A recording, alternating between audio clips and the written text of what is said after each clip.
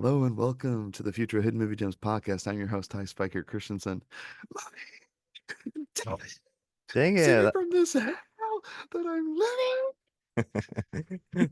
Dang it. That was my quote. Mommy, daddy. Dude, Nick Cage is just little glimpses of him peering through all that creepy cosmetic makeup and mask, dude. Oh my fetching gosh. Yep. Guys, it's happening. We're reviewing the scariest movie of the decade, Longlegs. So I've been I, told.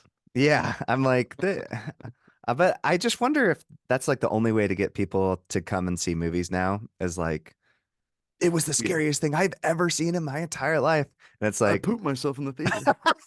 I fainted. I fainted. I chewed off my sister's ear, Yeah. tore it off with my teeth. They were giving up barf bags and people were throwing out. People were fainting in the aisles. It's like, yeah, probably. But yeah, It's I just never like, understood that but form the of thing is, like, marketing. you can't undersell it either. So I don't know how they do it because you can say, oh, it's just a really good horror movie, but then people are like, ah, It's not that scary of a horror movie.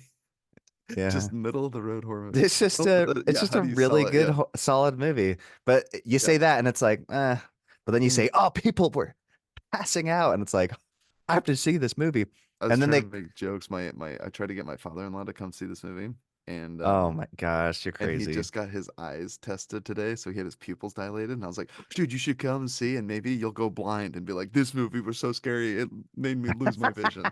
They could use that tagline. Yeah, I'd be like, It, or like his eyes fall out of his head. It's like this movie literally had my eyes pop out of my head, yes. literally caused me to go blind. That's some good marketing right there. Well, I'll say this movie does live up to the hype as far as enjoyment. I got a 10 out of 10 movie experience viewing this. Freaking loved it. Was it better the We second should viewing? probably tell the podcast listeners. Well, if Yeah. you see the title of the episode, I guess. But today we're reviewing Longlegs. This movie's come out in 2024. It was directed by Oz Perkins. Um, Which we should preface. I mean, I watched his three other films before this, and you watched two of them, right? yes, I watched Blackcoat's Daughter and So The Hunt for which the Red one, I Dragon. want to know ranking wise, where did you put them all? Oh, well, so Longlegs recency bias, but I really enjoy Longlegs. I think It's my favorite as well. it's the most well crafted, I think. I do like Blackcoat's Daughter Black as a Coat second Starter's second second. favorite, yeah. And then what else did he Gretel do? and He did Hans, Hansel, right? And I'd say then is third, and then the last one is Pretty Little Things, which is on Netflix. I do want to see that. Oh, that's right. Yeah, yeah. I saw that. I didn't see it, but I saw that it was on Netflix. I do want to watch it. And I It's could say I've seen all of his work, so yeah. it's good. Is it least favorite It's as far I as yeah, I'd say it's on the bottom of because I just feel like, and I think it's his first, so I just think he gets better every movie. yeah, yes, yes. I feel like I'm really glad that this movie's at least getting buzz. It seems to be really doing really well at the box office, word of mouth advertising. People It makes me happy because one, I always like to see um it's indie. I would call this an indie film. It's been described between 10 to $3 million, which is still a fraction of the budget. Like Silence of the Lambs had 20. Horror movies always make back their budget, but like well, this is and gonna today smash too, it records. was Yes, 20. freaking 2024. People are still seeing movies in theaters because Well, people are like, "Oh, it's so scary, what I'm so saying good." is the budget is only 10. That's half of Oh, Silence of the Lambs, and Silence right. of the Lambs is ancient. Yeah, So I'm ancient. just saying today that would be like 200 million or Sure, something, right? sure. I don't know. Probably not 200. Okay. Well, but that's what it takes to make like a big Disney movie. Yeah, yeah, big budget. You had like Indiana Jones was like 260 or 230 million. Yeah. You had movies like The Marvels, 230, and you're like, where does that money go? And Yeah. you put money in Oz Perkins' hands, and you're like, auteur horror movie director, very good stylist, stylistically and visually compelling, and his execution of the film is just so good. So I'm excited to talk about this. It stars Maika Monroe, who I really like from It Follows and Significant Other. I'm trying to think of other The movies I've seen Guest. her in. Oh, she's in The Guest. That's right, with Dan Yeah. Stevens. Dan Stevens taking up the movie trailer for Cuckoo. I don't know. I'm really excited to see Cuckoo. Did you see that Cuckoo? You didn't see the trailer for Cuckoo when Oh, you watched it probably. Oh, yes. before? Yeah, It's Dan the one with Stevens. the I'm sorry. individual run. Yeah. Yes, it's Dan I was Stevens trying to think movie, from and this movie. I'm like, Dan yeah, sorry, Stevens. no, no, yeah. You're talking about It's Downton a Abbey movie guy, trailer that played that Stevens. If Matthew. you call him, I know his name now. He's been in enough movies where I'm willing to memorize his name or remember his name. I mean, he's the that I know shall never leave me. Freaking Beauty and the Oh, Beast. Yeah. yeah. So anyway, I'm like, okay, I'll know his name now. But he was what else was he in other than The Guest? What was the other movie I I said saw? Downton Abbey. Well, I know, but I'm saying he's no longer Matthew Crawley. He's Oh, outlived the character. well, I'm I mean, saying he's there's in one the movie new Kong versus Godzilla that might movie. have been. Oh, I didn't even see it, but yeah. So he's a movie He's star in outside of like the Matthew. fourth Zookeeper movie with Ben Stiller. What's that movie called? The Night Watch Night. The guy that watches the animals, not the animals, but they turn to life. Oh, Night at the Museum. Thank you. He's on like the I third didn't or know they fourth still one. made those Yeah. movies. It turns out the museum just keeps coming to life. He was in another Uh, movie called Tombstone. He was that was Tombstone what's with Liam Neeson. yeah.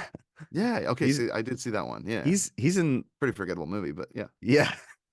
I But don't yeah, I remember remember it him at being. all. I just remember seeing him and be like, I "Hey, remember he's in it's it, and Liam Matthew." Neeson. Yeah, yeah. It's Matthew Crawley. He'll always be Matthew to me because I was At least like, he's a better driver than he was in freaking Down Abbey. "Oh my gosh." Every time I see him behind the wheel of a car, I'm like, how do you kill yourself in a Model T car? What this could go like 20 miles an hour? Sorry, I'm giving Wasn't spoilers he either way still for that one. smiling too in the car when it crashed? That's He's kind like of terrifying. crashing slow mo. Dude, he's like, I'm getting in a Disney vehicle. Let's go. Little did he know that it'd be a freaking CGI monstrosity. Freaking heck, dude. Well, let's get into Longlegs now, shall we? Yeah. What was it like watching this movie for the first time and rewatching it for this movie? Oh, sorry, real quick. I mentioned Maika Monroe. It also stars Nick Cage, but I think Yeah. it's perfect that I forgot to mention it for so long because he barely appears in this movie, and the And, little that he's in this movie, oh my well, and God, there's times I forget it's him until, bro. then he does his like crazy moments. I'm like, "Oh, there's the Nick Cage I Yeah, love." it seeps like Yeah, it it's like seeps it in. almost like it shines through. Like Yeah. there's definitely moments where I'm like, I forget it's Nick Cage, and then Yeah. there's moments where it's clearly Nick Cage. Yeah. Um, you can take someone. I've It's heard people say clearly. someone has let Nick out of his cage, Yeah. because he's literally just going for it in this movie. It's so fun. So, um, yeah, let's get into two of our. What was like watching this movie for the first time, rewatching it for the podcast. So this is my second time seeing a movie in the theater since Mad Max Fury Road, which was like back in 2015, 16. I finally remembered what I had seen twice in the theater, and it What was it? was Uncut Gems. No way you saw that Yeah. movie twice. Oh yeah, I don't so know if good. I don't think my heart could take it.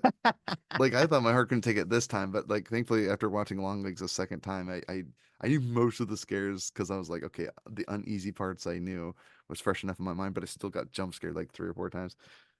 Even the jump scares that don't even necessarily feel like they should be jump scares got me, and that's what fooled me because after watching it, I'm like, okay, I know where it's truly scary or the truly horrific parts, but then like the less memorable jump scares got me. So that was Yeah, I still said an audible wow, like, and I felt like I was witnessing something, like the whole flashing when she was having her vision or whatever. That and the girl next to me like screamed, and it had my heart racing so fast. make sure there wasn't a spider in my ear thing. Oh my gosh, that'd be so freaky. Mm. Sorry. No, you're fine. I think I was so taken back by that jump scare because I watched his three other films, no jump scares. This one, halfway through the movie, no There's jump. one good one in Black Cat's Daughter that got me. Oh, was there? I can't even remember. It's in the basement when the girl looks through the furnace room. The The girl's girl like, like bowing for yeah, but people. that's not a jump scare. She's just like, Oh, the it's first time it shows, terrifying. pretty I don't, sure it jump scared. I don't think so. I don't remember anymore. But just like, I feel like there's a lot of parts that like there's loud sounds, but like this was like an actual like, it's one of those. I'm thinking of what's the TV show we watched, Human Giant, when they're watching the computer, it's like, look closely, and all of a sudden it flashes the image of Yeah, a yeah. scary image, and then he jumps out Yeah, the window. yeah, you have to do the maze where your mouse pad, you have Yeah. to like track through a maze carefully, don't touch the walls or you start over, and you have to concentrate as it gets really, really narrow at this very difficult part. But And you have to like stare closely at the computer, and then yeah, yeah, but after that moment, I was like bracing myself. I'm like, I can't do another one of those jump scares. My heart felt like it was gonna pop out of my I know, chest. dude. The okay. So the first time watching this movie, I was truly unnerved the entire time. And I think that's the Mm, best way I can describe this horror movie. yeah. I was just unnerved the whole time. Like whether or not I was like, oh, it was the scariest thing I've ever seen. I was just at the mercy of Oz Perkins. The way he like draws you in, the way he sets up the camera where you like clearly see a doorway behind the character. You're like, someone's gonna walk by the doorway, someone's gonna be in there. Or when he did Nick Cage's interview in that room, like the camera set up, you feel like you're too close to him. I'm like, Yes, please yes, yeah. set back. Please give us some more distance. Yes. So a few things about that interview. Well, we can get into yeah, what was like watching it. So rewatching it, loved it on rewatch. So that was something I was hoping I would still enjoy it. Um, but my gosh, watching this movie in the theater, it was just a 10 out of 10 movie theater experience. Everyone was so quiet and you could hear a pin drop. Everyone was I was like surprised holding their breath, my theater going terrified. experience was good too. Like Yeah, everybody was quiet. I they was like fully waiting understood. Yeah, to hear something and I was like, hallelujah. yeah. Or like when I watched that in a violent nature, the person next to me whipped out their phone and I was like, I'm gonna murder you. You're like, you see that death on screen? Yeah, it's not going to be half as violent as what I'm going to do to you. Seriously. Put that phone away.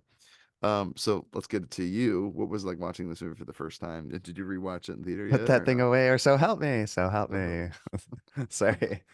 What were you saying? Sorry. I was asking if you've seen this movie more than once. Did you see this then? Twice in the No, theater? Yeah. I do want to, and I was Yeah. considering seeing it. Actually, it was funny after I saw it in the theater, I was like considering just watching a double feature. I was going to do Maxine, but it wasn't on for another hour. But I just Yeah. sat there for half an hour thinking about the movie in the lobby because I was like, Yeah. that was the most fun I've had in a theater in a long Yeah. time. Yeah, like genuinely like a fun throwback movie. I've heard a lot of people say it's like all Silence of the Lamb, like we mentioned already, like serial killer movies of the 90s that kind of changed up the genre. Like, oh, this performance is really good and it's worth watching for it.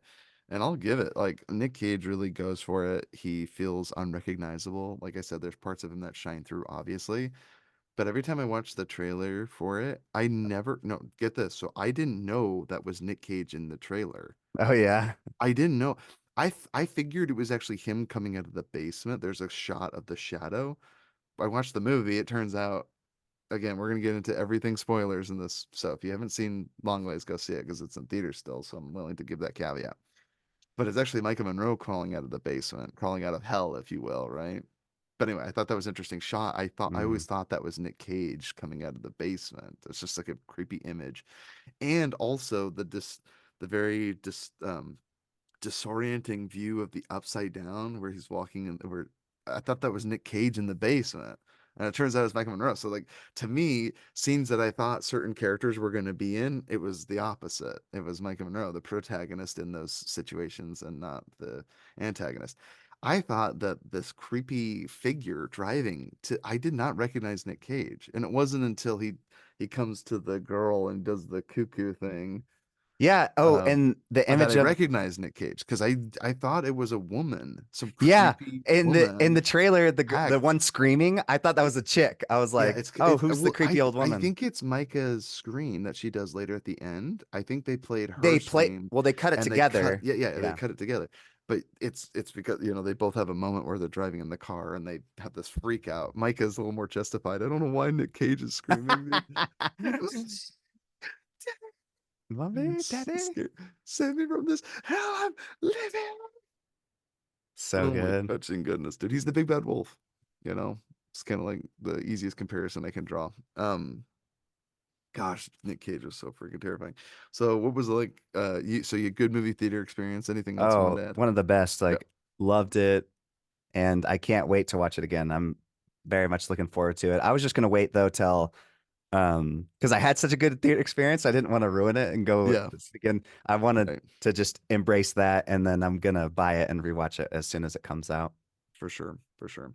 Yeah, I definitely say as far as like the dread, it was nice to go watch it again because in my first movie experience, after I was done, I watched it with my brothers-in-law and all of them witnessed different spots where the dark shadow figure demon was hiding. Oh, cool.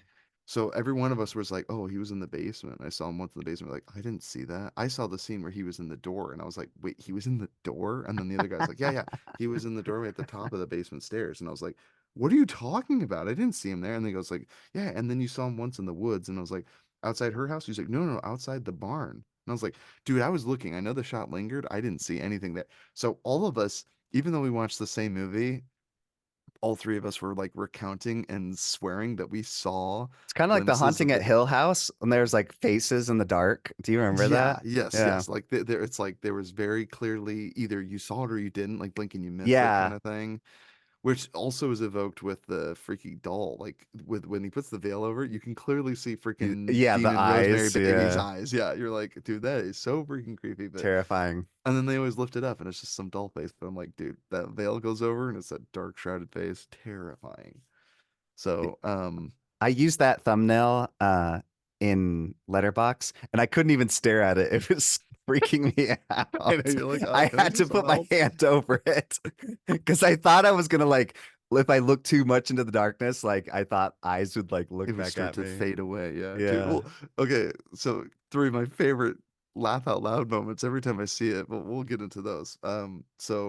So one other thing I wanted to say, yeah, with the movie Oh, theater so going you did experience, laugh out loud? I laughed out loud when he did the 3 mommy scenes. daddy thing. Yes. I like I could not hold in my Yeah, laughter. I was, I like, was terrified laughing, yeah. yeah, Yeah, it I was was, like like, an so uncomfortable sad, yeah, yeah, yeah. like, a sad kind of m morose laugh where you're just like, "I guess I'm gonna laugh to keep from crying." Um That was crazy.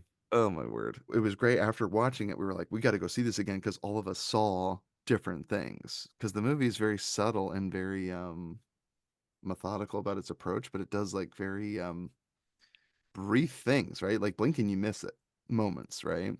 Whether demon flashes or there's even scenes where characters are Well, having visions, and it's one very thing I just quiet. wanted to mention really quick is Yeah. I love because I totally agree. I feel like in all his films they're like very very slow paced and there's little Right. things he leaves nuggets throughout. And like you said, if you blink and you miss it, I just appreciate this one though. I felt like it was paced quickly enough, like that Yeah. I was able to stay awake the whole time. Because his other three films put me to sleep at least three times. Like Yeah, it was Black so Coat's hard. Daughter is, I would say, like 10 times slower than this, and Yes. yet an incredible payoff and great story. But yeah, when you first watch it, you're like, I wouldn't even know what to look for because you even watch something happen in slow motion, and you're like, why is he taking so long on this? Right? Like Yeah. the shot where she goes in to get her school yearbook photo. It's a very weird scene where it just goes on for so long. You're like, is she getting possessed? Like, what's going on? I'm being hypnotized. Yeah, it's Yeah. very weird. Whereas this one felt more procedural and like it had story beats that I would say were like I almost feel like this movie could have easily been 2 hours and 20 minutes. I know some people complain about the runtime.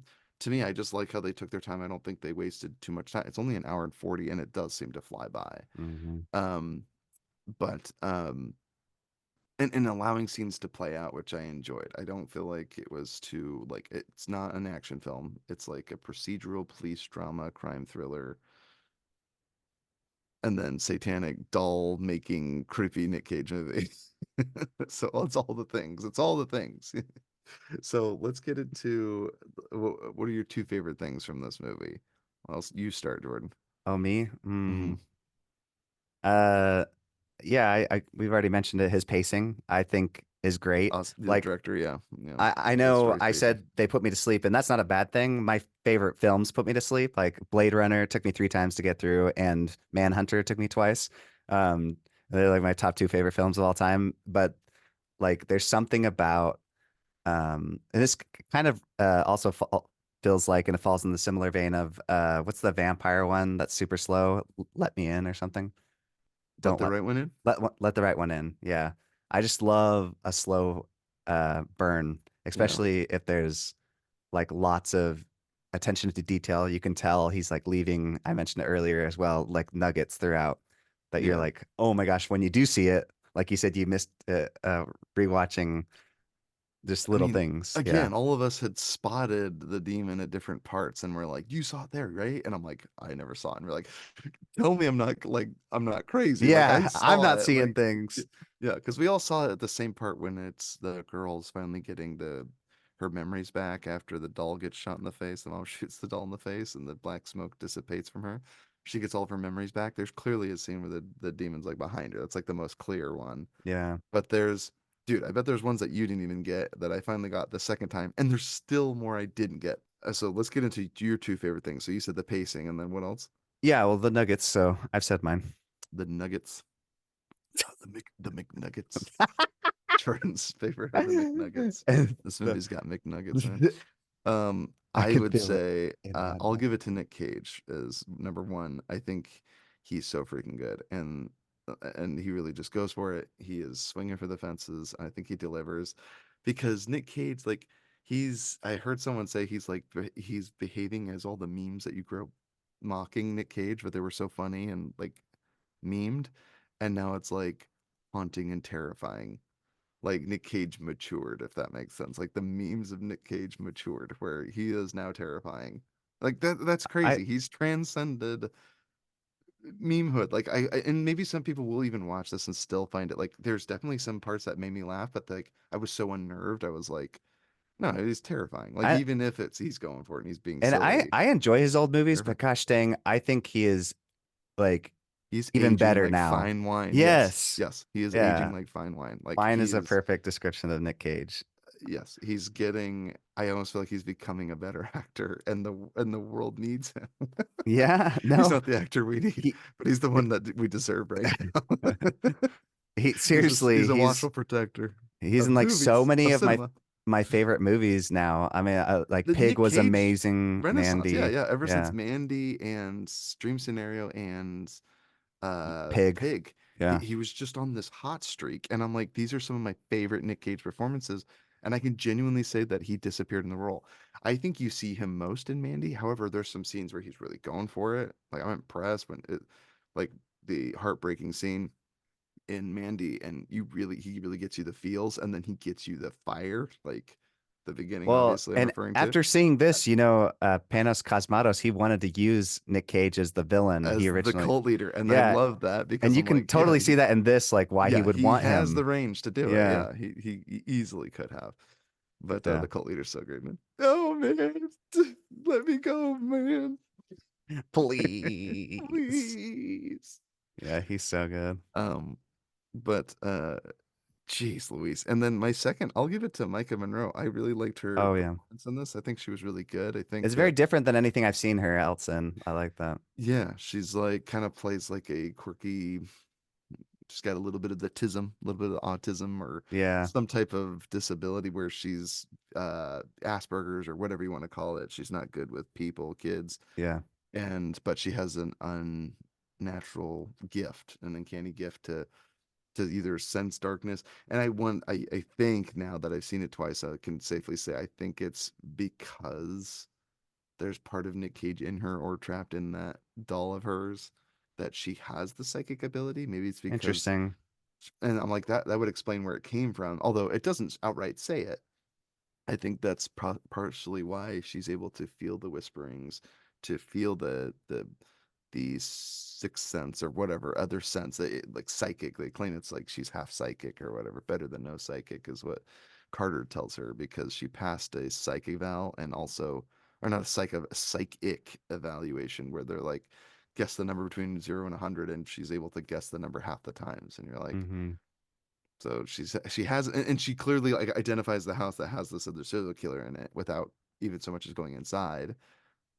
In a cookie cutter neighborhood where there was, not a cave air. There was no way she could have identified it unless she was either involved or she had this ability to sense them.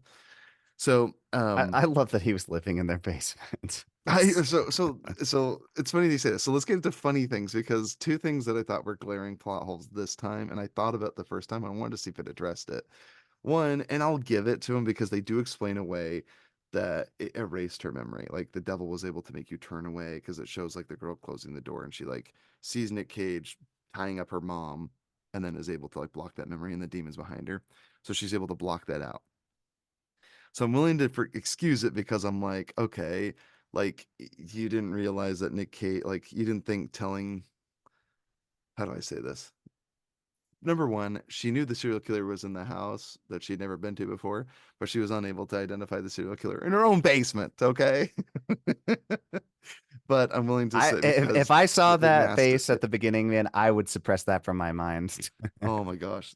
The very first shot of Nick Cage, the It's uncanny is no, the it's right word. above the mouth. It's Yeah, unnerving. It's yeah. just his jawline, and it's so freaking He creepy. looks And like the he's like, Joker. Yeah. yeah, and he's the way he's talking, the way his hands are. He's so unnerving. Like, and Well, then and he then when bends down in frame. yeah, It's and so it just unnerving. flashes for just a second, and then it cuts.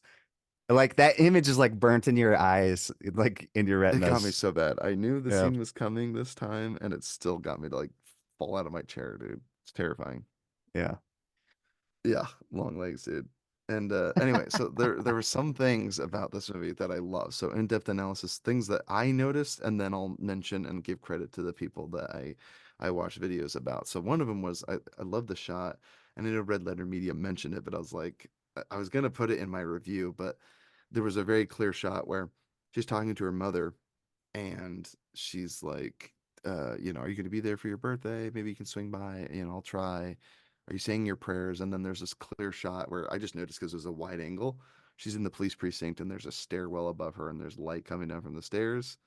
And then she's in the basement. That was actually something that me and my brother-in-law we pointed out. We're like, this is a really good shot, and it's so clear because I was thinking of like Hunchback of Notre Dame with Frollo's like Hellfire song, and when he Oh, like is tempted with Esmeralda, the soldier comes and knocks on the door just as he's about to like give up Esmeralda, and then he goes, "She's escaped the cathedral. We don't know where she is." And he's like, "Get out! I'll burn all Paris if I have to find her." Right? And then he's consumed by the lust for Esmeralda that he like gives himself to the devil. Right? But from the door opening, like there's an angelic messenger. It's a soldier we've never seen before, and it's almost an invitation from God to like come back to the light. Right? To leave the pit of fire and the pit of hell.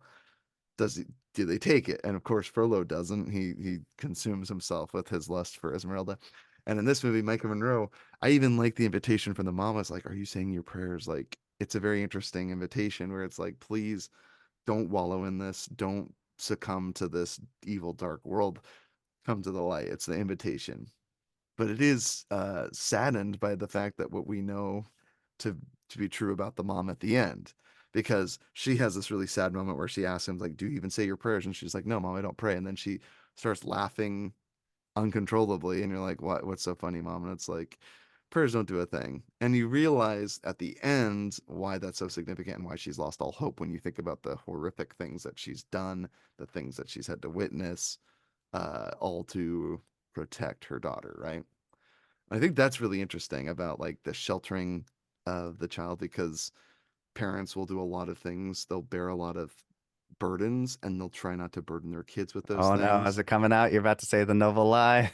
Well, it's funny they say that. Yes, it's a noble lie, but all parents do it. We tell kids that they're Santa Claus. We tell them that there's a wonderful world because we want them to have a childhood. At least you had a childhood, right? You got to grow up, is what the mom says, almost resentfully, and you're like, oh, because you realize how much she sacrificed. And I think it's really cool. Oz Perkins and both Nick Cage attribute this movie to their mothers. And I'm like, the most disturbing movie of the year. Like, I don't know how I would feel as a parent if my kids attributed this psycho sick movie to me. I'd be like, thanks, I guess. But what's really interesting, and you might be aware of this, so I'm going to get into some trivia now. So those were things that I observed, right? Oh, and the other one, very clear or foreshadowing or shorefadowing, as my brother-in-law likes to call it. I don't know why. Just reverses the words. It's just funny. Shorefadowing. There's the clear scene where he's like, "Okay, I want to talk to Longlegs." Micah Monroe says, and she's like, "Where is he?" He's like, "Oh, he's downstairs, right under your feet." Which is great because obviously at the very end of the movie, it's revealed that he's in the basement right under her feet the whole time. And that finally became apparent because I was like, that was an odd word choice. I remember thinking it when she says it because I was like, oh, they're trying to be spooky here. But then at the end of the movie, I'm like, oh, when she's in the basement, I'm like, that's why they said the line that was foreshadowing. I loved it. So it's finally like I was able to piece it together before everyone else came out. And so it's, oh, they're foreshadowing here because when they bring in the precinct, they watch the videotape, the VHS where he's wishing Lee a happy birthday. Also very creepy on second watch is he's looking at both the detective, what was her name? She mocks Carter for the baseball. He's like, oh, I need someone that's a baseball fan. And he goes, I talked to my wife, but she's bored at nauseum. She can fake, that she's happy about it. And she goes, "Oh, that sounds like a slippery slope." And he's like, "Hey, careful." she gets shot by the mom and the rifle at the end. That detective, I can't remember her name, but freaking psycho Longlegs, he says, "You're gonna be there, and you're gonna be there." He's looking at Carter, and then he looks over at Lee, and he's like, "And you're gonna be there." He like clearly in the VHS is looking at where the characters are standing in the room. It's like a really creepy Oh, moment where interesting. the VHS, even though he's talking to a VHS in the room, it's a recording. He's looking at the three characters that are ultimately going to be put through hell, the nine circles of hell, like terrifying. So I think that's really cool. Yeah, I didn't And catch that. It's cool. yeah, so those are like little things that I caught and on the first viewing and second viewing. And then like I said, how many times does the demon appear? We counted six altogether. Terrifying. Six times the demon shows himself on this in this movie, which makes sense if you think about Interesting. the I think I six. saw like three, maybe. See, you definitely missed some of them, and I'll tell you which ones you missed because I missed them too. But with all four of us watching, we were like, "Okay, I saw it this time. You see it that time. You see it." Anyway, so, and then there were some really cool things. So first thing, when Nick Cage first appears at the house, he says, "Cuckoo," would you like to get her attention? Now, I didn't know this about cuckoo birds. This is terrifying. Cuckoo birds will lay their eggs in other birds' nests, and then when their birds hatch, they kick out the other baby birds and get fed by the mother that was going to be feeding all the eggs there. So just like Nick Cage, and like this, the way Devil operates in this movie, he puts a doll in, a very like a young hatchling, if you will, into someone's home, and then the demon slowly works its magic and guts out all the people and murders all of them. It's just so creepy because like what a creepy bird, right? A cuckoo bird is like infiltrates someone else's home, kicks out everyone that belongs there, Like a and like parasite. yeah, like a parasite, and gets to feed off of the parents. Bring it's not even his own parents. So like these lazy birds don't even parent their own kids. Like it's just so unnerving. And so I think that's interesting that he says cuckoo to Yeah. get their attention. So that was something that someone brought up to me, and I was like, oh, that's really good. I'm sure that, and cuckoo could also, like cuckoo bird, you think of someone crazy and you're like, oh, that's Nick Cage, obviously. Yeah. But I think that's really interesting because he also does it one more time when he goes to the Yeah. pharmacy and he's like, cuckoo, cuckoo. He's like doing this playful game, and then just like, Dad, this creepy guy's here again. That was so funny because again, she's so dismissive of him.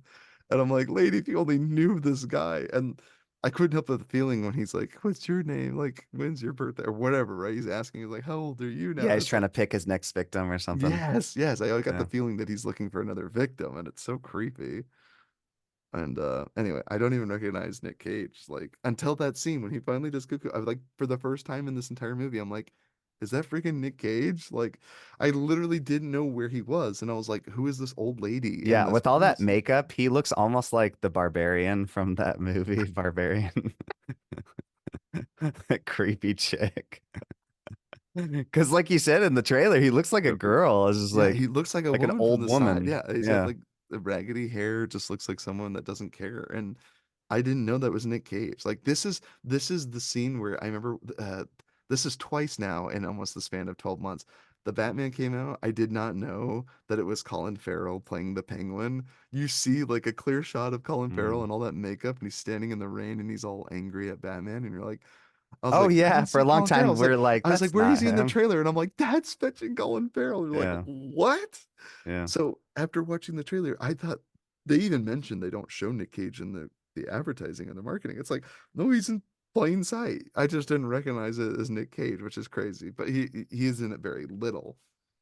I didn't realize it was Nick Cage. I thought there was like gonna be some other woman possessed that was playing that part. And I was like, oh, this is gonna be some other victim of Nick Cage's. And I'm like, that's him.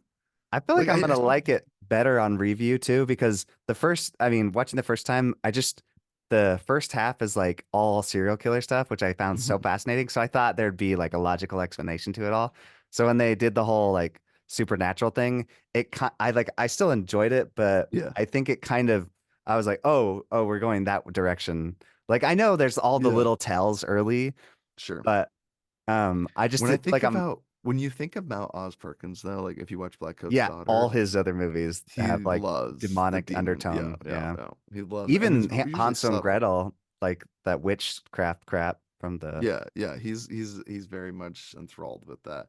So one thing I think was interesting though was other things that were caught. So I mentioned the cuckoo bird, and then like other things were like I actually I guess I caught these like the black smoke, obviously like the uh the replica dolls or whatever, and then like the Those little are so silver ball. terrifying. I know, oh my gosh. They go to the camera farm and they like unbury this box. It's just Yes. this dummy, and he like pulls up the dummy and it just like pops its eyes open. It's like, jeez Louise. Creepy dolls. It's got a creepy doll maker. It's got demons. It's this movie's like everyone's worst nightmare. Serial killers, the Oh scary. man, I wish I could have been there for Cameron's reaction. I'm excited to hear it. I know. I was He hoping went that you through would all have. the effort to watch it finally, and then he couldn't even make it on the pod. That's because this knucklehead, yeah, we're recording so late right now. I know, Like, I'm sorry. It's because but it's imperative that we talk about this. I had to go see it a second time, like I yeah. said. There was just so much, and so now watching it a second time is fun. So some of the glimpses of the demon I bet you didn't catch, right?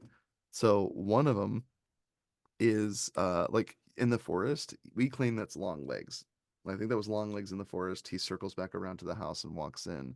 Hmm. So unnerving because he's just like walking through her house and leaves the letters. So she's able to then begin to decipher the codes, which the first one that she gets after was tell the cops how she did this. Otherwise, I'm going to kill your mom and cut her up and whatnot. Like very horrific stuff. Tell them how you got this. And then she then deciphers the first code, which is down low, too slow, which is so creepy. Like it's the murder of another family a month in the making. So it's like long, long time ago that another victim of Longlegs and his rampage. And then the decipher where she finally puts together the family names is able to draw the upside down triangle showing the pentagram or whatever, like the demonic symbol of the upside down triangle and the 666 and all that stuff.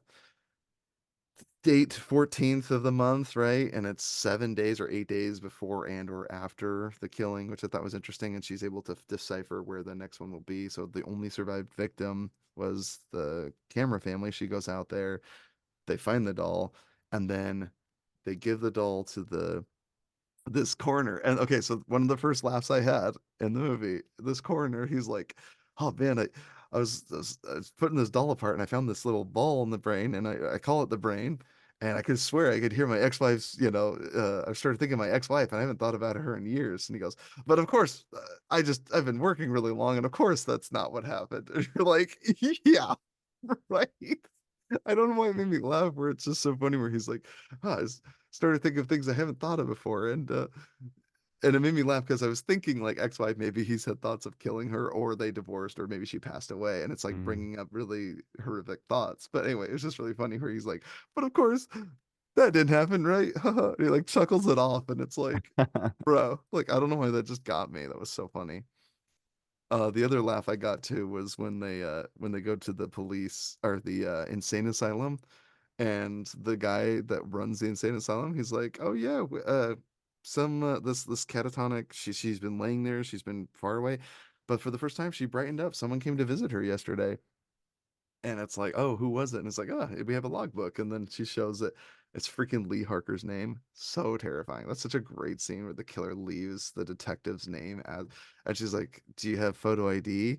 And he's like, Oh "Did yeah. you check photo ID?" And he's like, "That sounds like a really good idea. We should start doing that." I don't know why that was so funny. Yeah, Like, they had some he's people like, in my audience that laughed at that. yeah, it's just such a light moment of comedy and like a very dark movie where it's like no and maybe it's because it could be a glaring plot hole or not plot hole, but like even yeah, you're like, okay, do they not check at these facilities? But part of me is like an insane asylum, it's not necessarily that these are any criminals. This is just like an insane asylum, and if anyone wants to come and see a crazy person, it's not like that's anyone's business, right? But it is funny because it's like they have a guest log and puts down the detective's name and she doesn't behave any differently, right? But he like shows her and it's like it's her name and you're like, oh my gosh. And then she talks to her, and so it's actually the actress from Blackcoat's daughter, which I like. So Oz Perkins is using Oh yeah. uh the one that plays the I can't remember her name now. I'll say Yeah. I'll find it. It's Kiernan Shipka who plays Carrie Ann Camera, and she's like a mentally disturbed person, the only person that survived the killing from Longlegs. But then it's revealed that she came out of this state when Longlegs came to visit her, and it was the same day that they found the doll. But I think the correlation is not so much that they found the doll, more so that Longlegs went to go visit her, and then she came out of this state and was like, "Oh, I never want to forget him. He's great." And if you told me to jump out a window, I would do it. Gladly wait for the ground to come meet me, come greet me or whatever on my way down. And if you told me to kill you with my bare hands in this room, I'd have no problem squeezing you to your neck till your heart popped or whatever. And you're like, oh my gosh, get out of here. Um, so anyway, it does a great job at like leading on this whole goose chase. But the only other glaring pothole I thought of is if Micah Monroe knew her birthday was on the 14th, why wouldn't she have even at the very least entertained the idea, especially when he came and delivered note to her to think like I should let them know that my birthday is the 14th? Carter had to like find it in her file. Now, I guess in the end she wasn't necessarily the target, kind of. It's like everyone around her, it's Carter and his family. But I Well, just no, thought I that was think she interesting. knew. Honestly, I think she did know that maybe she was somehow involved, but because she didn't tell them that she got a letter, I thought that was very interesting. I Yeah, was she like, decided to withhold and I it. think And that's because she didn't want them peeking in on her life. true, or to mistrust her in some way or Yeah. something. She was thinking maybe I can get ahead of this. But when she goes back to her mom's house, Mom, I never threw anything away. And then the cockroach comes up from the basement. Oh, it's very creepy. And then like she goes up the stairs, finds photos and is looking through them and finally sees the photo of Longlegs. Is like, yep, this is him. Oh, This I is the thought that guy. was an interesting shot. I didn't even think about the cockroach and how he's basically the cockroach living in their basement. Yes, a monster down there, and the cockroach Yeah. is trying to flee from him. Well, that he is basically a representation of that He's a cockroach. roach living in their basement, dude. It's Yeah. terrifying. But anyway, so the man downstairs, right? And that's also like the man deeper downstairs, Satan. Hell Satan is like it's a very satanic movie. Satanic Panic in the 70s where you had people terrified that this rock and roll music, if you played it backwards, you'd hear demonic messages. It's like turns out if you play anything backwards, it sounds like of the devil. Just watch the movie Tenet. When you hear Kenneth Branagh talking backwards, it sounds like it's of the devil. So anything played backwards sounds terrifying and you could hear a hidden message or whatever. But um so he's like a fan of T-Rex, I guess, which is the band. I looked at their music. It plays at the beginning of Longlegs, the intro to the red screen, and at the very end credits, it plays Get It On or whatever, which both songs kind of are unnerving. They're both like gritty glamour rock songs that it kind of reminds me of like the Joker when he's listening to his song as he's dancing down the stairs. It's just like this weird like don't care to the system kind of thing, and Hmm. it's just very very creepy. So anyway, down to the aesthetics, down to the music, down to the freaking makeup, and to Nick Cage's acting. I just every part of this movie was carefully crafted to unnerve me, and it did. Holy smokes! But what else do you want to say about this movie, Longlegs? Anything else you want to I throw out? recommend it. It's good. I recommend this Well, movie, guys. You got to watch it. to people that are okay with like horror. Yeah, if you're a horror fan, must see if you're a horror fan. And if you don't love it, I would say you either don't like Nick Cage or you found the movie to not be as scary and engaging as like, I don't know, maybe like what's it called? Quiet Place is more up your alley, right? Like Monsters, more thrilling action, I guess. Because this movie is very slow procedural police horror drama in a way. The other thing I will say, so you mentioned you saw the devil like once, right? You see the devil multiple times. One of them is right when they go to Carter's house and she's there and the mom's already inside. We don't know it yet, but then he goes, "Oh, you're just in time. Our daughter's about to open up her presents or whatever." And they close the door. Look at the window reflection of the door as it's closing. You freaking see the devil there as they close the door. The reflections in the door. It is like a second and you miss it. And I only caught it this time because my brother-in-law caught it the first time and he goes, "Watch for it." And he's definitely there. You see the horns and everything as the door's closing. Terrifying. So the devil's already in the house, right? Great, great visual that blink and you miss it. And it's one of those things in a horror movie where I'm like, yes, I love that there is this detail where it's like, some people are going to miss it. And it's like, I don't care. I want it very subtle. And if you catch it, it's like an Easter egg and you can enjoy it. And you'll tell your friends and they'll think you're crazy. Um, like, yeah, we did once in the library, once in the um in the flashback, one time at the house, one time in the basement after Nick Cage is sitting. You remember the scene where Nick Cage is sitting there in the basement Yeah, it's and in it's the backing. It's yeah, in the corner. Yeah. See, yeah. I saw that one clear as day. I was like, oh, it's creepy. It's growing in like darkness or whatever. And then there's the one time where the mom is outside ready to shoot the other detective sitting in the car. She's about to go into the basement and doesn't and turns to run back outside. My brother-in-law swears he saw it then. I missed it again. I've watched it twice. I did not see it that time again.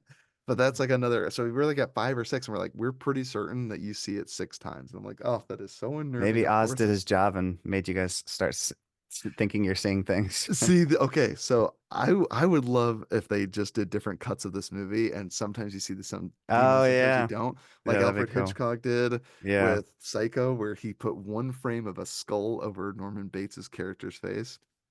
And of course, I love mentioning this, and you probably knew this. Oz Perkins, the director of Longlegs, is the son of the actor who played Norman Bates in Psycho. Oh, I So think his dad is I like in heard one of the that. most iconic horror movies of all time, one of the most iconic horror movie characters of all time. And what's so crazy is his so his mother, Oz Perkins' mother, died in like the September 11 plane crashes. I don't remember which one. I don't know if it was 93 or not. So his mother died in this horrific terrorist attack, and his father actually died of the AIDS epidemic. He was a Mm. so like just like the saddest, most traumatic upbringing I could think of. And he goes on to direct like some of the most messed up horror movies of all time. It's just so interesting that I'm like that he chose this. And then again, he's making a movie about parents that try to shelter their kids. And it's a very he was raised Catholic, I guess, but maybe I don't know how uh active or like, religiously they went to church, pardon the pun. But it's just interesting because like the mother pushing prayers on the child, like trying to beg that they do right, live the church's teachings, and the Now he's a child is just Satanist. wayward. And now he's just all for Hail Satan. And blows a kiss and the movie ends and you're like, Dad, come it. That was insane. So I love it. I love and ultimately does win over evil. The other thing, the biggest gripe I had is the fact that when Carter takes his wife into the back kitchen and they leave. Now, I will defend the movie because I think that this was one of those liberties that they took that technically were taking place at different times. As soon as she walks into that house, they're already spellbound by the spell. The father's like angry. Carter, he's like yelling at his wife, like, I'm gonna cut the cake. I don't have a freaking choice in the matter. And the mom is like already like gurgling on what I would argue is like a wound of blood. She doesn't like stabbed in the throat, right? She's like pained. She's like she can't like speak, and I'm like, oh. And then the mother even outright says she's already dead. Now we actually see Carter get up with his wife and they go into the kitchen to go cut the cake, and he digs out the knife and you hear the brutality in the background. You never see it. And I think that's interesting because again, I'm willing to accept this artistic liberty that maybe he was conveying like, okay, she's in this moment and it's all building, so you still hear the violence happen, but it's like she got there too late. The murder had already happened, even though it looked like she didn't. Does that make sense? Because I've heard a lot of people argue like, why didn't she even care to defend the mom, or, Carter's wife? Because he's possessed, he's gonna go murder her, and then but the mother, Micah Monroe's mom's already there, and she's like, she's already dead.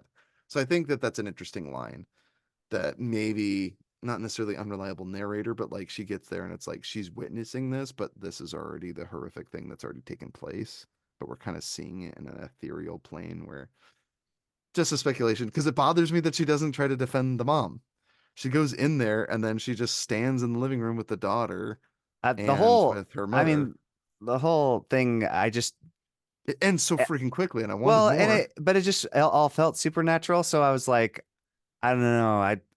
Yeah, how much can you intervene, right? Because then she takes the gun at the end and is pointing it right at the doll, and she's like, "I'm gonna end this thing," and she clicks Yeah, I three guess I was times. wondering why she was like just frozen, but Yeah, it's like I don't know, curb stomp that doll, dude. Curb stomp that yeah, ish. I guess I was Stop. thinking, now that you say that, I was thinking like, why didn't she just But but shoot the doll or but something? in the end, this is the other thing. I was like, obviously, and it's obviously emphasized by at the end where we see Nick Cage again. Surprise!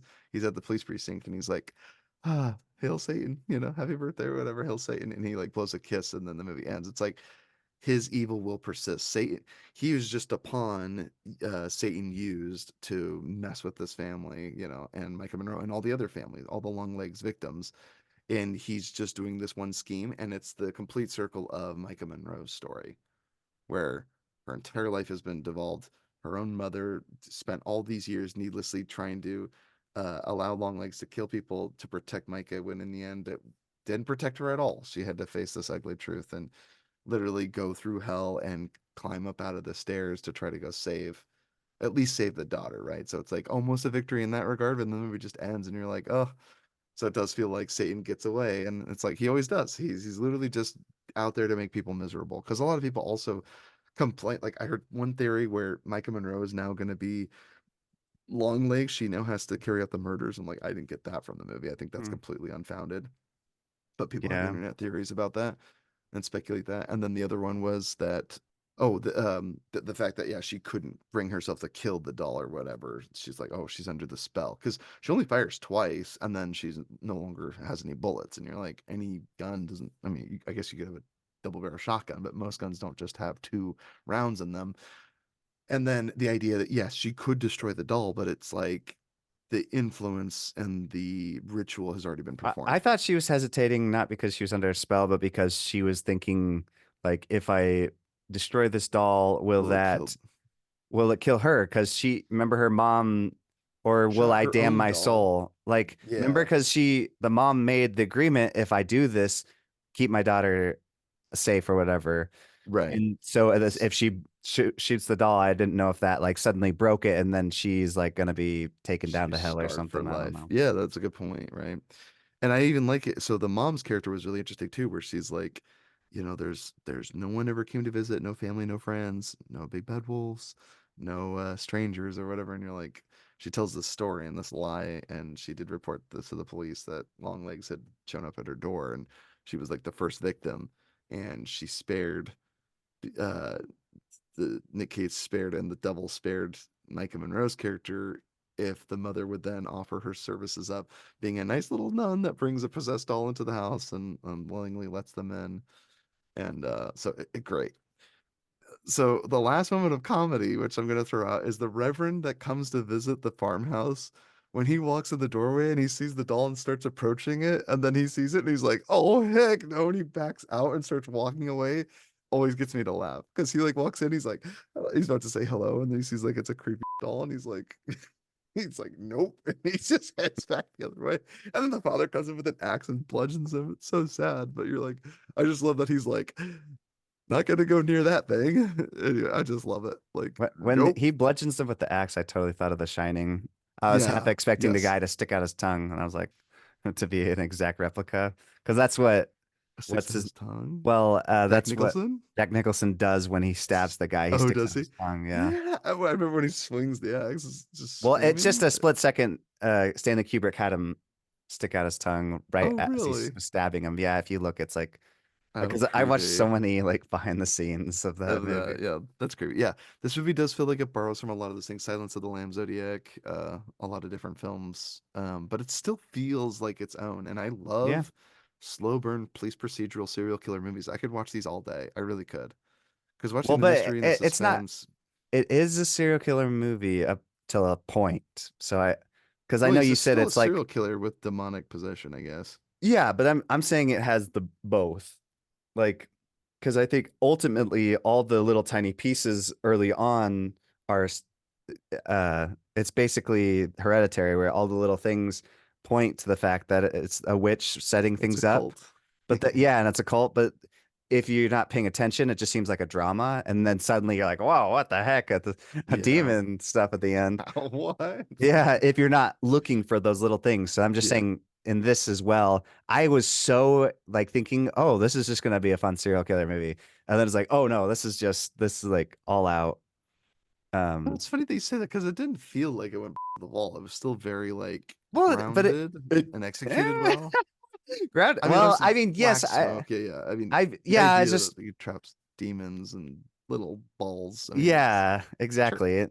And then the whole dolls and like the eyes and And then the dad, really the part that was like all out is at the very end when the dad, the other cop, shoots his family. Because I thought they were No, going he to have stabs him. some, Yeah, yeah, yeah. well, yeah, No, but I thought there he was going to be takes his life. some explanation to it, like the why the other people did it, or like the because remember each family had the dad had killed all the other members. I thought there was going to be some explanation for it, but it was The like, oh no, explanation was they brought well, the doll in and the doll I meant a possessed everyone. logical explanation.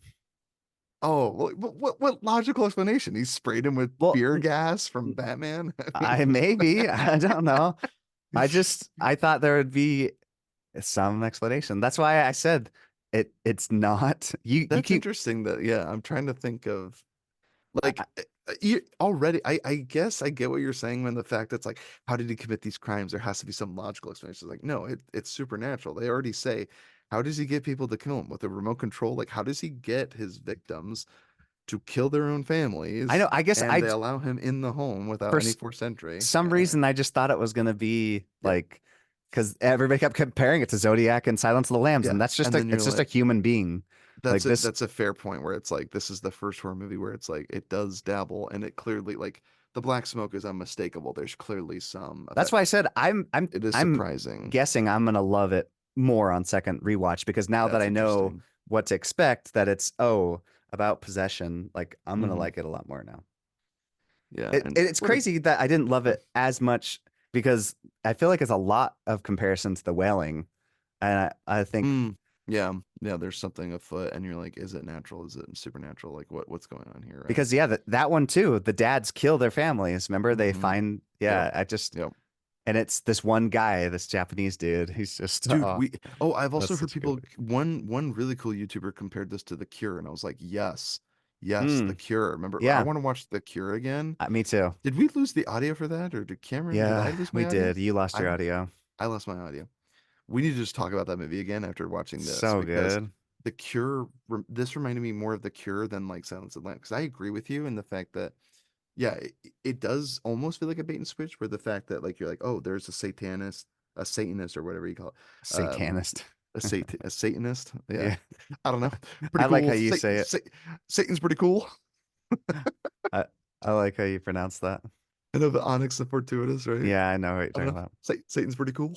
Um, that's what it makes me think of. But the fact that Well, what's funny um about that is in a lot of his videos, supernatural. he plays like a Satanist character. Yeah. So ultimately, yeah, this movie has ethereal and implications that somehow demon possession really could work and be pulled off, and Satan is alive and well doing this, messing with people. I, One other I thing just oh I yeah, go. just mentioning really quick, I just feel like it's a lot like those foreign films, like The Wailing and stuff. And because I feel Yeah, like and they Cure. dabble a lot in like the supernatural. And I Sure, feel like in it's almost like they're mixing genres here. And I just feel like that doesn't happen quite as often sure. because it's not as well received. But Yeah, it kind of feels like a bait and switch. Like I actually knew people that were upset about the ending where they're like, "Oh, I kind of wish it didn't go supernatural." To me, I don't mind it if yeah, I feel like it's executed well. Like if I enjoyed the yeah. story, it felt satisfying. It did leave me wanting more, and I'm like, I guess that's a good movie because like after I watched it, I was like, I haven't stopped thinking about it since I watched Hmm. it, and I had to go see it a second time in the theater. It's a pretty good review for me. Like I don't know how many people go see a movie twice in the movie theater unless it's like your job professionally to see and review movies Yeah. I or was or in you're such a good unemployed. mood after watching this. Yeah. Okay, I gotta say it. This movie held up to my freaking expectations. I had overhyped this movie in Yeah. my You head so many way freaking times. overhyped it.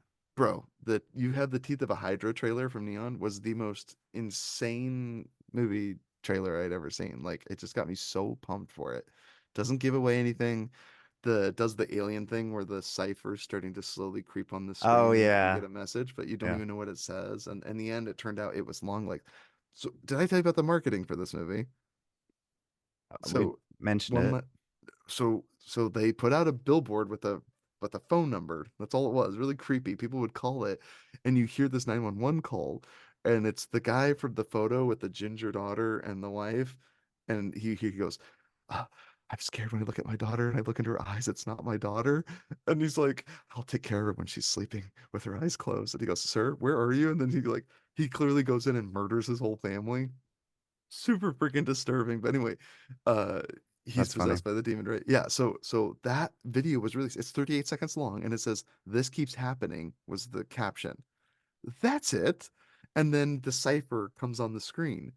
They actually left messages out there for people to go figure out. So the cipher read the word Longlegs, which then was revealed that a neon movie that's being released.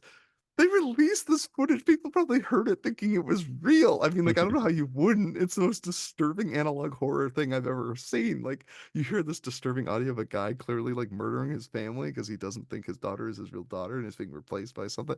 So creepy. Yeah, So freaking creepy.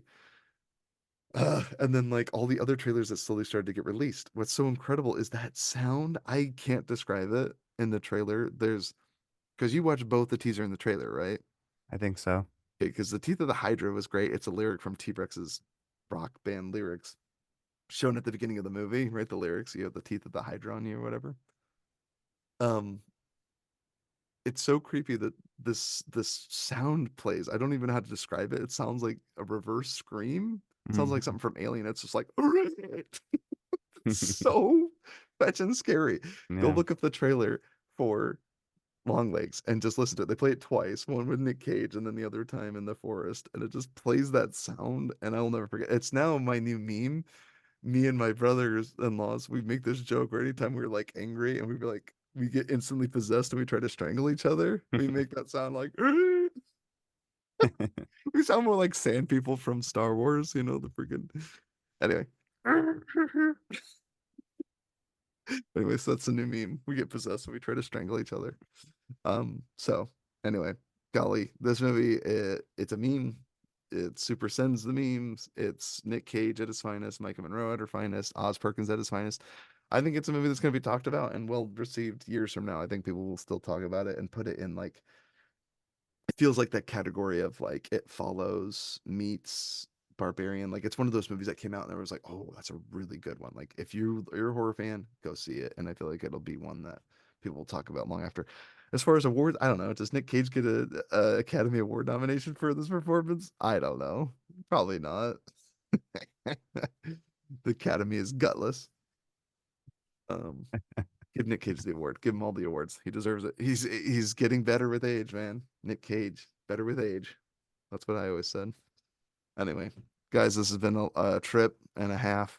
This has been a review of Longlegs. Thanks for tuning in. Jordan, we always end every movie podcast. What movies have you seen lately other than Longlegs to wash your palate, to get all this satanic juju off your back? I know you think I'd want to watch something good to make Yeah. myself feel better, but instead I've just been like on a horror movie thing Yes, yes. What else have you because been watching? I just wanted to watch more. I watched Jeepers Creepers 2. I love it. So terrifying. And then I watched another Does he Justin lick the knife? Is that the one where he licks the knife? Is that the first one?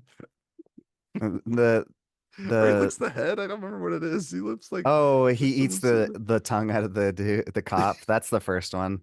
No, That's the right. second one he licks the window. That's right. Oh yeah, he sees the boy and he's like, He, yeah, it's so so disturbing. disgusting. So Yeah, creepy, dude. he is literally revolting, but I love it. So yeah, it's great. And then yeah, I've just been watching lots of horror stuff. I love it.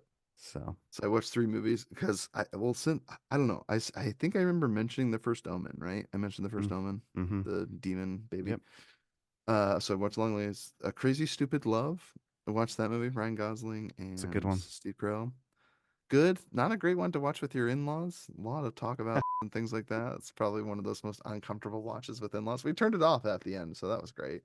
After Wait, you like turned 55 minutes. oh, Yeah, you like didn't even 55 minutes finish. in, we The didn't the finish it. I best part is the ending. I skipped to the end where we saw Oh, the party or the yeah, failed that's the engagement best where scene in the whole movie. yeah, yeah. So we watched that, but I was like, part of it is the buildup that gets there, and then I'm like, Yes, I yeah. mean that moment's not nearly as good if you But hadn't then built again, up to like it. I'm almost glad that we didn't finish it because I'm like, there's a weird scene at the end where the babysitter gives the younger man that's pining for her all her photos. So I'm like, yeah, maybe it is for the best that they didn't see it.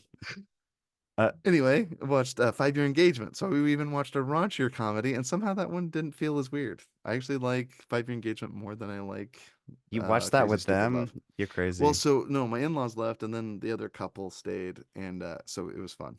5 Year Engagement is such a funny movie. That is a I funny always one. think of Emily Blunt, Alison Brie, and Sarah Bareilles. Combine all those faces as my wife, and then you have me. I'm like Jason Sudeikis meets who's that chubby Chris guy? That Farley, Jack Chris Black. Farley, Jack Black. Love it. Yeah, all that works. That's literally That's I me. literally wrote that in my review because I watched Beverly Hills Ninja and I'm like, this is Oh, my that's brother. hilarious. That's me, dude. Fine. Yes, yes. But I only wish I had that comedic timing and the physical comedy that Chris Farley did. Yeah. Even a sliver of how much he had. But anyway, the goat. Um, Wait, but Chris more. Pratt made me Oh, laugh so hard. Oh, sorry. go ahead. You finish. Yeah, yeah. No, I just two Any more I more forgot to ones? mention. Drag Me to Hell and So good. Same Raimi, dude. Curse of Chucky. Like I said, I was Curse of watching horror Chucky. movies. I just couldn't Now, is remember the Curse of Chucky, names. is that the first one? No, the Child's Play is the first Uh, one. So Curse of Chucky is the remakes with yeah. You think it's a remake up until? Oh no, no, no. Sorry, there is a remake. There's a yeah. Chucky just called Chucky. No, this one is like Curse, is this where he has a before kid that one. No, this one's the girl in before the it? wheelchair. There's I so don't many. This know. is Yeah, like the I know. I'm fourth. just lost. But it's not the one with Aubrey Plaza, right? No, that's the Okay, remake. okay. Okay, that's the remake. Okay. Yeah. Okay, Speaking so of Curse Audrey of Plaza, you watched one of her movies. Yeah, so that's the other movie I watched was Black Bear. Did you see Black Bear? Not yet. Don't spoil it. I won't spoil it, but like again, I was tempted to turn it off after the first act, we'll call it. I'd say Hmm. keep watching just for the fact that you're like, what is going on? Definitely just Sure. give it a shot. But it's not like my favorite because obviously I love Ingrid Goes West. I like Aubrey Plaza. I Yeah. think she's a I great like actor. Ingrid Goes I West. still That's a good like one. Black Bear, but this is like one of those movies where it's like if you even remotely like Aubrey Plaza, it's definitely worth watching for her performance, I guess, because it's still very good. And what's going on in this movie felt like something otherworldly. So, but I say that it's very grounded, but it's like it was playing mind games with me, kind of like the way Father did. I'll say that, Mm, and I think you'll understand once you watch it. okay. Father's So, good. yeah, great movie. So, but I enjoyed it, and it's definitely worth. It's living rent free in my head now because I've been thinking about that movie a lot lately, and I'm like, did I really, really enjoy it, or do I? I'm definitely gonna have to watch an explainer video because I'm like, I don't know, I don't. So part of me is like, if I have to like, if I can't even glean like almost anything out of it, I'm like, I think I get it, and maybe I do get it, and I'm like, yeah, that's fine. So I'd be interested though, because it'll be like, oh, you didn't appreciate all these things of it, and I'm like, I'm still never gonna rewatch it. I'm never gonna show anyone else this movie. It's just one of those movies I watched on my own. And I'm pretty sure it's because Red Letter Media recommended it or mentioned it, and I was like, And oh, probably one of their older videos, maybe. yeah, and they mentioned Black Bear, and I was like, I'm definitely gonna see that. Like, it's on my radar. But again, I like Aubrey Plaza. I liked Ingrid Goes West. I'm probably one of the 8 people that saw that movie. Everybody go watch Ingrid Goes West. That movie's freaking amazing. Yeah, that's good. It's Nightcrawler with Aubrey Plaza. So good, That's a good comparison. right? Anyway, Oh, wait, so speaking of comparisons, I just have to mention your amazing review, and I we probably mentioned this on the pod, but it's only fitting to talk about it on Oz Perkins' movie. But you wrote in your black Coates' daughter in the review that you just said, and I loved it so much. You said the holdovers is what guys do when they're left at school, and then the black coat's daughter is what girls do. yeah, And there's you have just an 2 movies image. about males at boarding school, private boarding school, and females at private boarding school, and you're like, the holdovers is like a heartwarming tale of like teacher and student coming and bonding, and then Black Coat's daughter is like devil worship and Yeah, demons. You're like, we there just you see a go, girl in the dark. just bowing to the So furnace. You're like, terrifying. what the freak? Yeah, Scary. I don't know if I put. I'm pretty sure I put in my review. Scariest movie furnace since Home Alone. Right. I also put that in there. Or I is that a think so. thought? Oh, that's a I good don't one, know if yeah. I don't know if it was in my mind, but I was like, yeah, scariest movie furnace since Home Alone. I Yeah. can't think of another scary movie furnace like that. Maybe Toy Story 3. I don't know that that furnace is really scary too. But holy cow, yeah, I've been on a kick with horror movies. You recommended okay, there's 3 movies I'm really looking forward to. You just bought Monkey Man. You Hmm. bought is there a Dan Stevens movie that I'm looking forward to? Other than Cuckoo, I saw the trailer for that. Nosferatu by Robert Eggers. Oh, So there there was was a two movie trailers. yeah. And then I'm kind of interested in the A24 Heretic. I just don't know if I can see Hugh Grant playing as like Jigsaw Killer. Hmm. But I'll be interested because if he really goes for it, I think he could do a villain. A part of me just thinks like this bumbling British actor. I'm like, can he pull off like evil? Because like after watching Nick Cage go for it, I'm like, what are you gonna do, Hugh Grant? I just feel like he's gonna be kind of doing like, it's like an interesting premise. Two Mormon missionaries go to teach this guy, and he like, hey, based on your faith, which door is gonna lead you to freedom, and which one's gonna kill you? Like, Have pray you to know which seen is true, Ricky whatever, Stenik right? Ricky Stenicki yet? I just bought That's that the one. other movie. No, I haven't seen. That's the other movie that's listed there of the three that I want to watch: Monkey Man, Ricky Ricky Steady, Stenicki. and Because it's one of the Farrelly brothers from that did Dumb and Dumber. He Farley Brothers. Fairley, Farley, Farley, I don't know, whatever. Farley. But anyways, yeah, it's funny. It It's does look not very funny. I did want their to see best it. movie, but it's Sure. good. Oh It's yeah, John Cena's hilarious. Zac Efron's hilarious. I think they're great. So the Ricky Stenicki, Monkey Man, and what was the other movie? There's three of them that you just bought. Did I I mention mean, it? I bought a bunch of movies, but I don't know what one you're talking about. I mean, I bought Love Lies Bleeding, Abigail. Abigail. That's Oh, the you one. I wanted to see definitely that? I want to see it. Dan And Stevens. Now I remember his name. is it Dan Stevens? See, Yeah, he's so in he's it. in that. There Yeah. you go. I was excited to see it, and I unfortunately had it spoiled, but I'm also like, I do I want to go I see it. saw the trailer too, and I was like, Yep. oh, they tell you what happens. Okay. Yes, and it's one of those things where you could benefit if it went in blind. But either way, I'm still excited to see that one. So I'm on a horror movie kick. So Abigail, that was the other movie. Love Size Bleeding. I could take it or leave it. Probably won't ever see that. It's It just one of has those like really movies. good reviews, so I'm like, and it's A24, so I'm like, I guess I have to watch this. I don't know. As much as I love bodybuilding, killing I men, it's like I already got this movie with I Monster. Although it's like the opposite of a well, bodybuilder, and I just shaved feel eyebrows, like, Charlize Theron. and I feel bad to say this, but I'm Team Edward, not Team Bella. So I'm like, Edward, because like you're like I'm talking you, about Robert Pattinson and Robert Kristen Pattinson Stewart. versus That's yeah, and I'm hilarious. talking That's about today hilarious. because she broke his heart, and I'm like, I hope you do better, Robert Pattinson. Did they actually date? I'm sure they did, right? They did, yeah, and then Young she, teen romance. yeah, She so broke his heart, and he's like, "Whatever. I'm gonna go on and do a movie with Bong Joon Ho," and I'm literally the oh entire my marketing is just gosh, Robert Pattinson, Bong Joon Ho. That's how much of a star he is. But I didn't realize it. It's like he did play as Batman. He's now like a household name, I guess. Because to and me, it's like I loved him from Good Time and from Batman and all these other movies like uh, Lighthouse. And I'm like, I guess he is a household name. It's just weird to think of a world where Robert Pattinson is now like a mega star. I guess he always was. I don't know.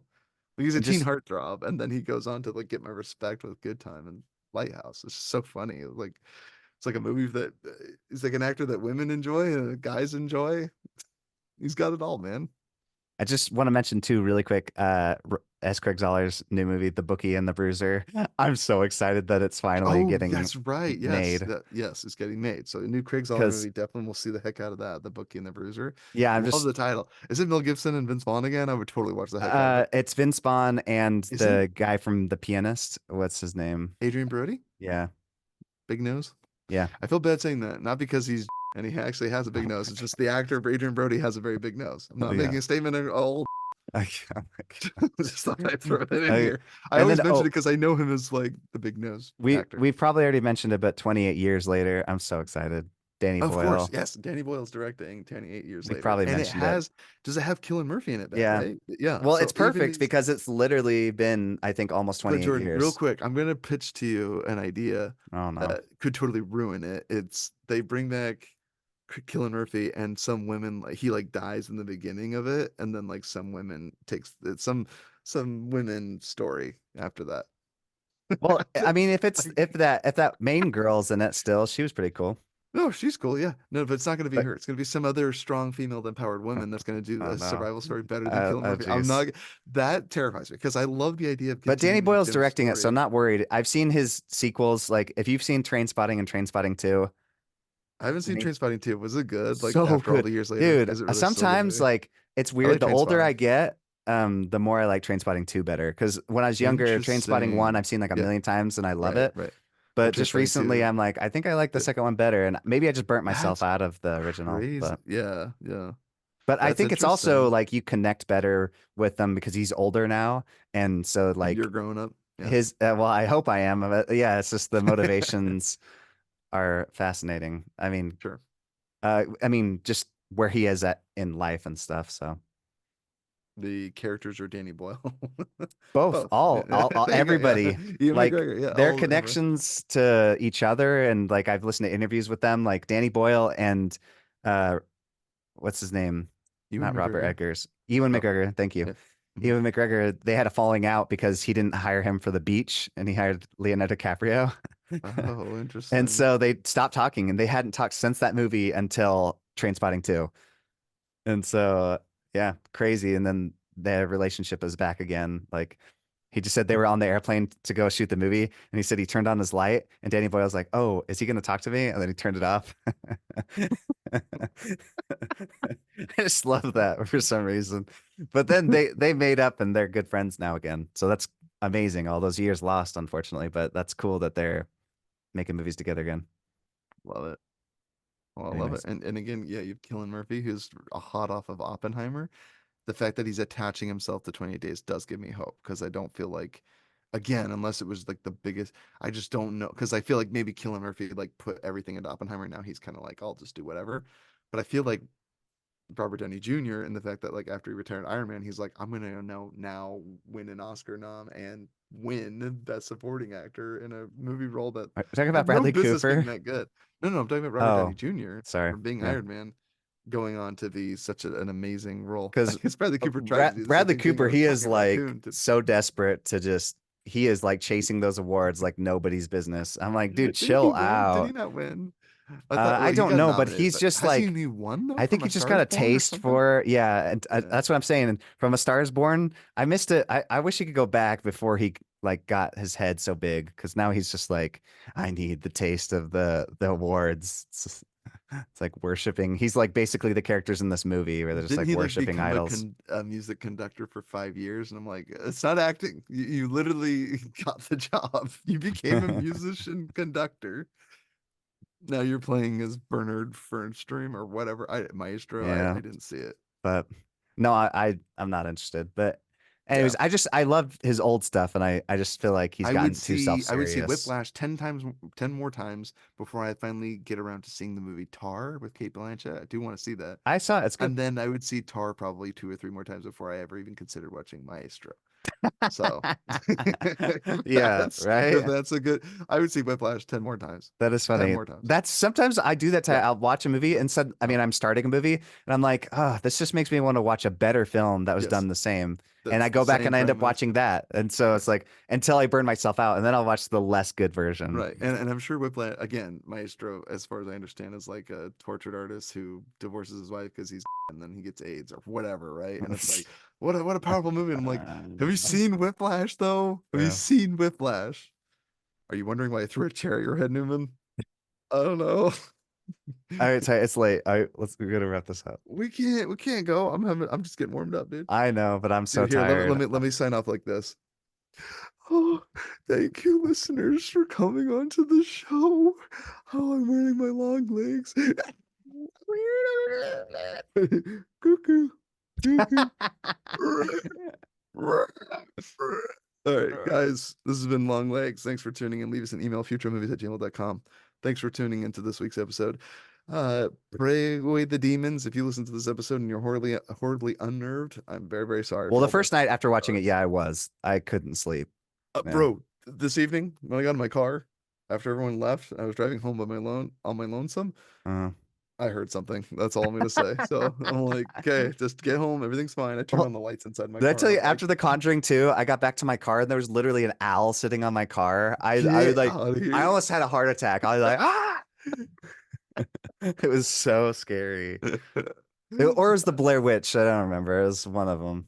Got a stick figure on your popsicle stick figure, or whatever. You're like, oh my gosh, I want to leave a letter, long leg cipher on someone's doorstep or whatever, or my brothers-in-law will just put outside their bedroom door when they wake up. Oh my gosh. And then you go to jail. Guys, this has been Future Hit Movie Gems signing out. Peace. Bye. Mommy, Daddy, save me from this hell, living.